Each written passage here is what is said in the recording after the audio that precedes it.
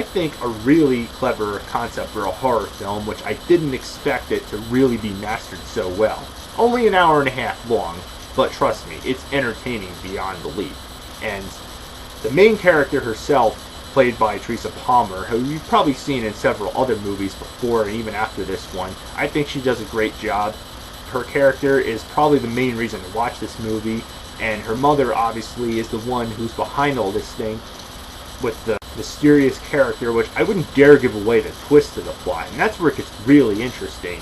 I mean, it drew me so well into this movie, and I was thoroughly invested in it, what was going on, even for the duration of an hour and a half. And, okay, yes, the ending you could nitpick did seem a little rushed, and a sequel? Really? I don't know how that would work, but all in all I can say is this movie works pretty much well on its own. Great performances. Again, that's why I consider it underrated. Give it a watch. Sometimes you don't want to turn the lights out because shit can get real. Number 3. Amityville Horror. The original 1979 version. I know what you're gonna say. What? Come on, this movie's boring. Okay, yes, I know this movie was not well received, because, yeah, it is kind of slow, it does a lot of build-up, and there's barely anything in this movie to really give you that full jump scare effect, but I think it's still pretty effective. Okay, for today's standards it is kind of tame, you know, but I think it still has a very eerie feel to it. The music soundtrack is really where it's perfectly fitting. I think the performances were good, and just, honest to God, I would never want to live in this house for anything it's worth. I mean, God, the flies and everything like that, and the basement scene, and yes, even the character, who obviously was a real person in real life that lived there, played by James Brolin, who was obviously the father of legendary Thanos actor Josh Brolin, and I think he does a great job. Again, may not be the best movie, horror-wise. I think it's still worth at least one watch for its somewhat subtle and slow and, well, eerie feeling type of movie. Definitely much better than that crappy remake produced by Michael Bay, wouldn't you say? Yeah, I think so. So, give it a watch. Number 2, 1 Hour Photo. Released in 2003, back when disposable cameras and 1 hour photo things at pharmacies and department stores were a thing, before digital cameras started to really pick up, even though they were briefly mentioned in this movie. And basically it's about a photo developer played by Robin Williams, who is, well, kind of a sick and a lonely, obsessed man with this one particular family that develops photos there frequently on a weekly basis. Tells the story about he stalks them and takes photos of them and puts them up all over his wall. Not much of a horror film if you think about it, but it's more or less eerie in a sense, kind of in a psycho manner, like that film did with showers and hotels and all that kind of stuff. This film does that same sort of thing with photo developing at pharmacies and stores, even though, of course, like I said, it's not even a thing anymore, but back then it sort of did. And, well, okay, you gotta think to yourself, Robin Williams as a creepy, non-comedic actor. Yes, he actually pulls it off, and yeah, I'm not kidding, this is his most versatile performance. You want to see it? Well, here it is right here. And yes, of course, we all know what sadly happened to him about 6 years ago. He committed suicide, but hey, he left behind him one of his most versatile performances, and eerie, per se. And there's not really that many jump scares in this film, so you may criticize the fact that it kind of, you know, doesn't keep on a consistent pace, but I think it does a fantastic job, even for an hour and a half runtime.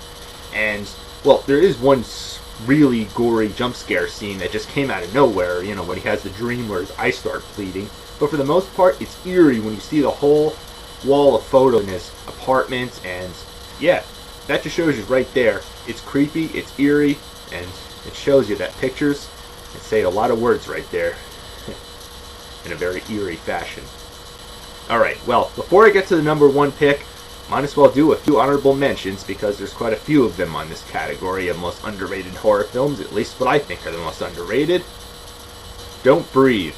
A 2016 horror film that came out almost around the same time as Lights Out, and I didn't really think much of this one. It just sounded like more of a generic title. I mean, Don't Breathe.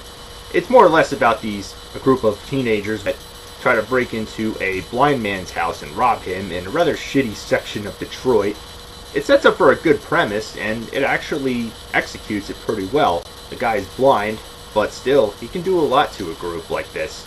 And it opens itself up to a rather interesting plot twist in a rather kind of disturbing and eerie fashion, but it works.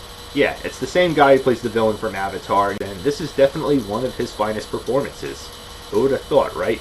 He's not blind, but he pulls the part off pretty well.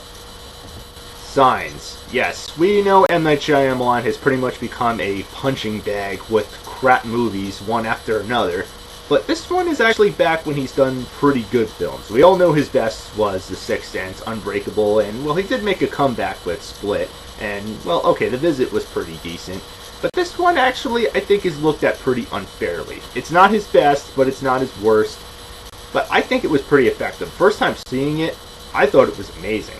Okay, not amazing, but at least had plenty of good jump scares. I mean, the birthday party scene with the alien, you see him the first time, man, gave me nightmares for like weeks watching it. After a while, it does kind of wear off with its novelty. And okay, the ending was pretty lame, I will admit that. I agree with everybody else. It didn't have much of a plot twist to it like The Sixth Sense did, at least first time watching it. But I think it definitely is underappreciated for that purpose. So give it a look. May not be the best, but like I said, not his worst.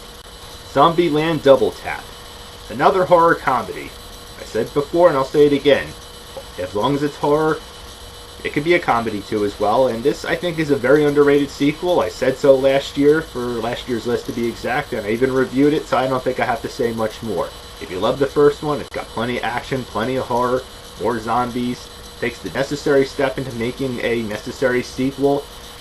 Same characters are back as well as some new ones. Got plenty of humor. I think, in fact, more humor than horror, really, than the first movie, but I think it was just as good. Well, okay, maybe not as good, but almost as good. Very entertaining. Woody Harrelson, he's just as hilarious as ever. Go see it for yourselves, people. More zombies, more characters, more fun there. Luigi, Origin of Evil. Okay, yes, this is a prequel to a crappy promotion for a board game by Hasbro. What else did I really expect out of it? I didn't expect much, and it was pretty much a crap horror film for an hour and a half runtime, and it was almost unbearable to sit through, and I didn't really know what to expect out of a prequel, and thankfully I had my expectations low on this one, and it exceeded them, because this one is surprisingly effective. Yes, it takes place before, and it pretty much leads up to it, so you can pretty much forget about that film and just watch this one instead. It has that real 1960s type of feel to it, and has all that music, you know, that takes place is perfectly fitting. And yes, the priest is played by Henry Thomas, who we all know as Elliot from E.T., because, well, this is obviously more recent compared to 1982, so not much to say there. If you hated the first one, go watch this one instead. It definitely won't disappoint you like the last one did. Alright, and the number one horror film that I think is the most underrated, just my opinion, people, as I say before many times, Pet Sematary, the original 1989 movie based off the classic Stephen King novel. And yeah, like anybody else, I prefer this one over the remake.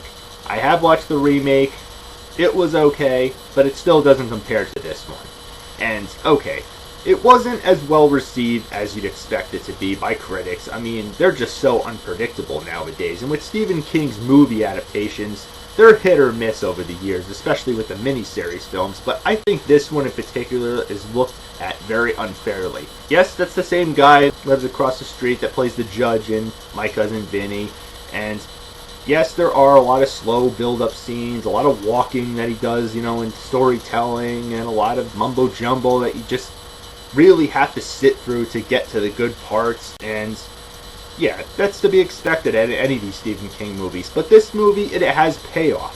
And it's actually pretty terrifying, to say the least. I mean, they come across animals that are buried in a freaking cemetery, and it does all this weird possession crap. They come back from the grave, and honest to God, it freaked me the hell out the first couple of times watching it. And even to today, it still freaks me out, especially when the youngest son dies, getting run over by the truck. And then he comes back, and right underneath the bed, the guy who lives across the street, damn, stabbing him in the foot. To me, first time watching it, I had trouble just getting in my own bed without looking under the freaking covers of the damn thing. May seem a little silly, but remember, watching this as a little kid, you can definitely relate to it very well. So, honestly, may not seem like the best Stephen King adaptation, but come on, it's far from the worst, and that's why I consider it the most underrated movie, horror-wise. And that's my list right there, people. Till next time, keep watching.